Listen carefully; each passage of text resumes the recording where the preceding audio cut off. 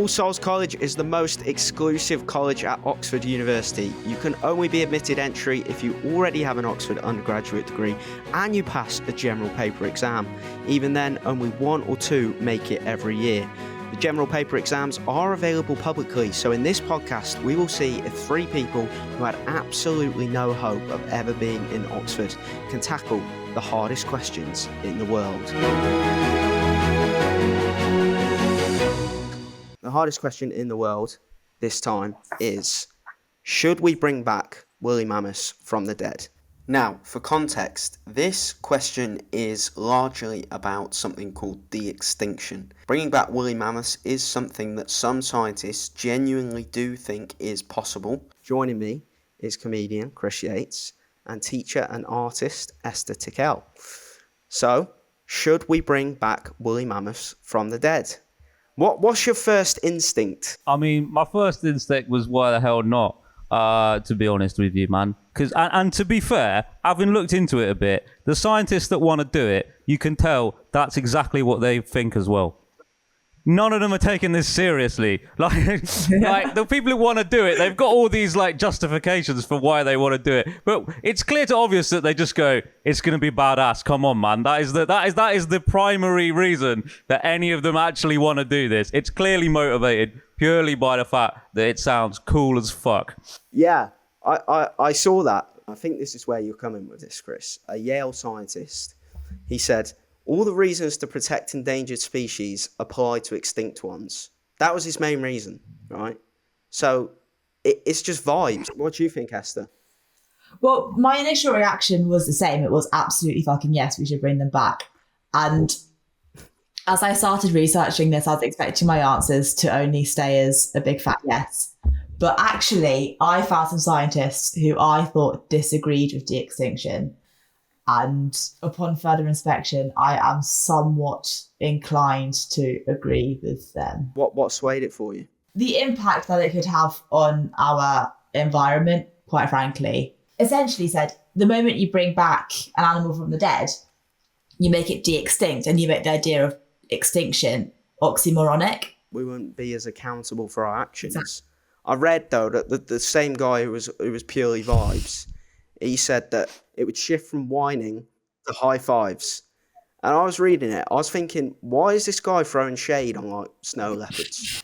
I googled this and tried to find the number, but no one agrees. But it's like up to like 10,000 species a year go extinct or something like that. It's like a lot. Wow. And you can't, like, it's going to cost a lot of money if we've got to bring back 10,000 different animals every year just to keep on top of this shit. Do you know what I mean? Like, you know, it feels like this de-extinction thing is not really like a workable solution to like you're going to need to be making more extinct animals than they make Ferraris in a year. Do you know what I mean? Like, it's going to need to be a big project. Specifically about the mammoth, though, okay? So let's focus on, we're just only bringing back a woolly mammoth. Okay, we're not... De-extinction, as you say, Chris, is a hard graft. My first instinct when I read this question was, where the fuck are they going to go? That was my other question. They're so big. They're so big. They're massive. Of all the animals to pick, you could have picked like an insect. And I would be just as amazed that you de-extincted, if that's a word, which I don't think it is. It's probably why I didn't go to Oxford. I would be like, that's impressive, guys. Good job. Going for the mammoth, 13 foot tall, and crucially, they're herd animals. So you can't just bring back one. You'd have to bring back 10. Apparently, the vibe scientists are very serious about this. A company called Colossal, who are trying to do this, have already agreed a deal in Pleistocene Park for 55.6 square miles dedicated to mammoths. That Pleistocene Park is in Siberia, which made me think, though, that like, because everyone's worried, aren't they, that you bring the woolly mammoths back, and what if, you know, we mess up the genes and we make them like super angry and they go on a big rampage.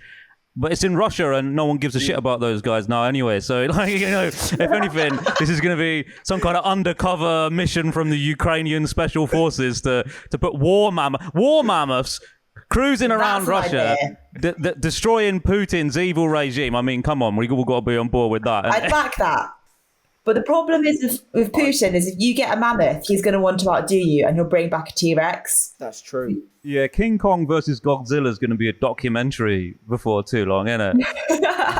Putin versus vibe scientists. Yeah. Okay. I understand that is a slippery slope, isn't it? Of like creating. That's the thing, though, isn't it? Like they created mammoths now. But if you create an angry mammoth who goes mental, then and then you have to create an even crazier animal to take out the mammoth. It's just gonna even if it's not out in the side of a war context, maybe they'll have to create a T-Rex saber-toothed tiger hybrid to take out the angry mammoths, and it's just gonna end up being a zero-sum game of crazy animals. And it's one of the good things about living in the UK is that we've only got badgers to worry about. Well, that was actually going to be my other point for why we should not, is that humans already have quite a major god complex at the moment in terms of the environment. And if we start bringing things back, where would it stop?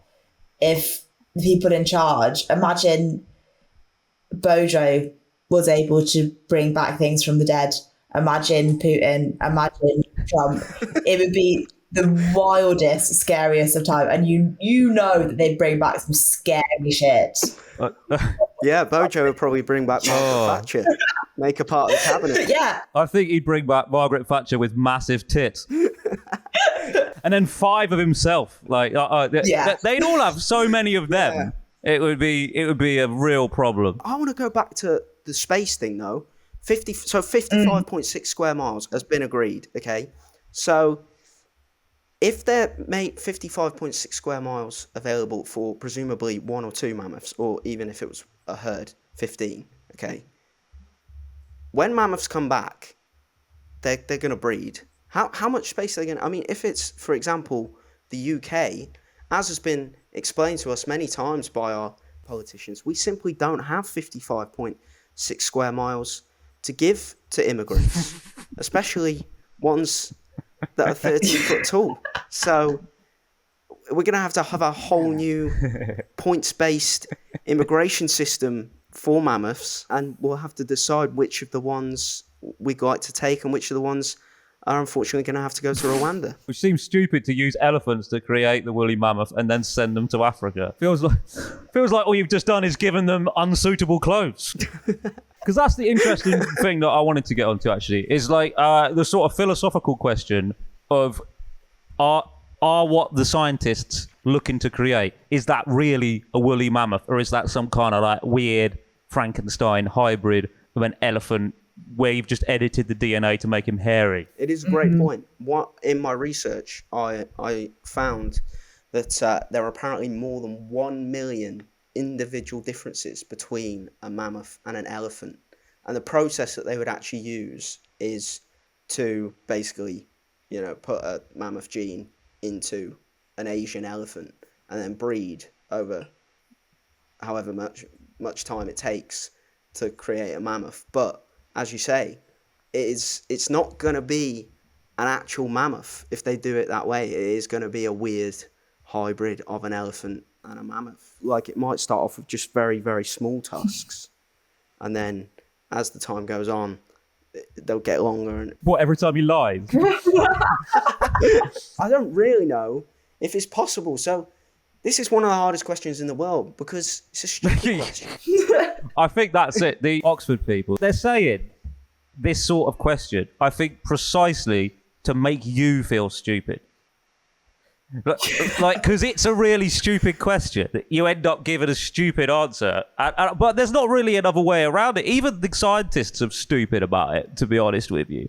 Do you know, actually, this is another interesting thing. So they were talking about the woolly mammoth, about one of the reasons to bring it back. They were saying that bringing the woolly mammoth back could be really good for climate change. Yeah, I saw that. I did. Did you see that? Because it's in Siberia, or wherever, they've got this permafrost which has got carbon dioxide or whatever locked in the permafrost, and as the world's getting hotter, it's gonna melt and then release it into the atmosphere. And the stat was something there's enough carbon in the permafrost that if it all got released, it would be the same as burning all the forests in the world 3 times over. Oh God! So So it's like a lot. And they were saying that like that's what that plasticine park in Siberia they were going for, is that they've tried to recreate what that area was like before all the animals got made extinct or killed off or moved out of the area, because apparently it used to be like grassland, like Africa there. I mean, it all sounds like complete bollocks, but apparently it used to be like grassland, and they've done the experiment of like, I don't know, planting grass and put bison and horses and stuff, and they drive a tractor around knocking over trees to simulate a mammoth, apparently. And that has made the permafrost much colder for some reason.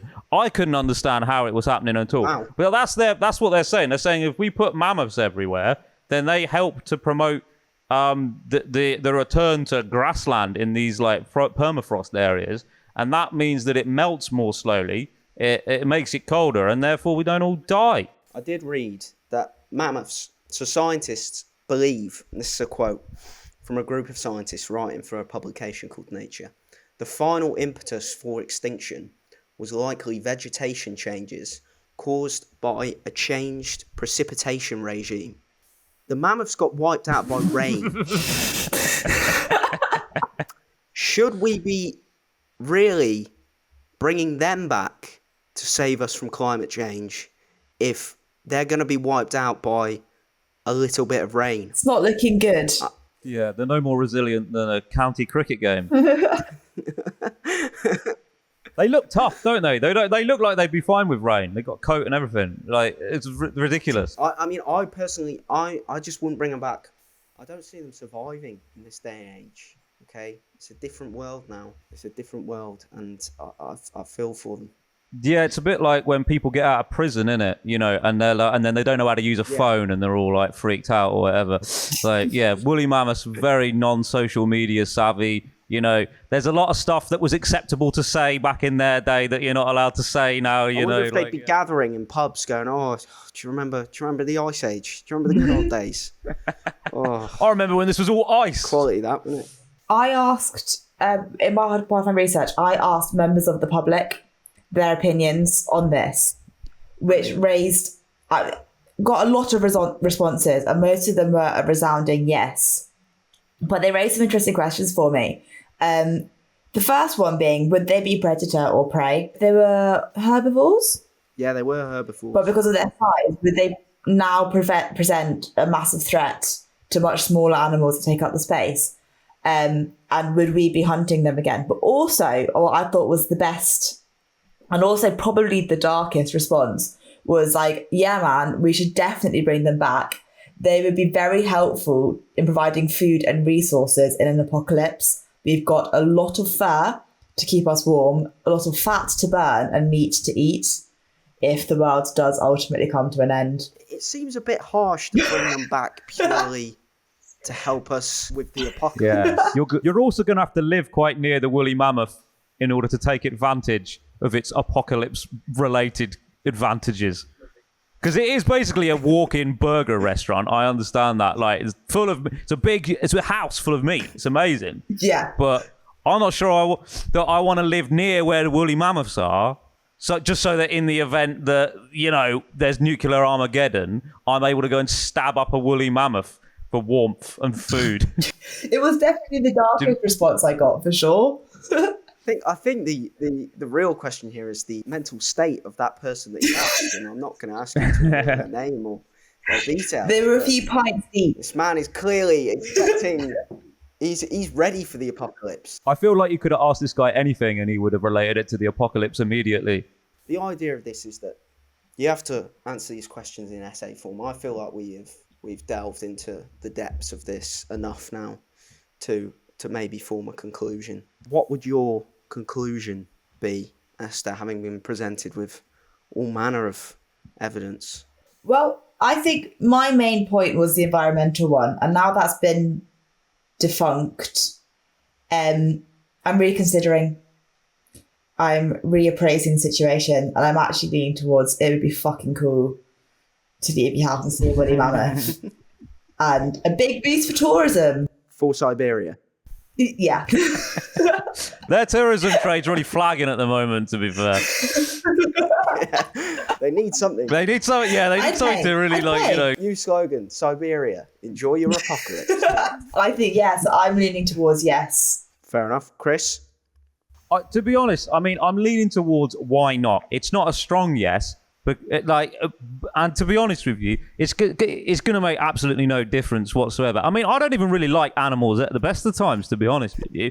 So, I'm not really asked about the resources that could be we could be saving the East Tanzania spider monkey or whatever. I really couldn't give a bollocks whether they live or die. It's more, but it seems fun, doesn't it? It seems fun. If you vote to not bring back the woolly mammoth, you're on the side of being boring, aren't you? You're on the side of being a boring twat. So I think just because it seems like a laugh, we got to sort of go for it.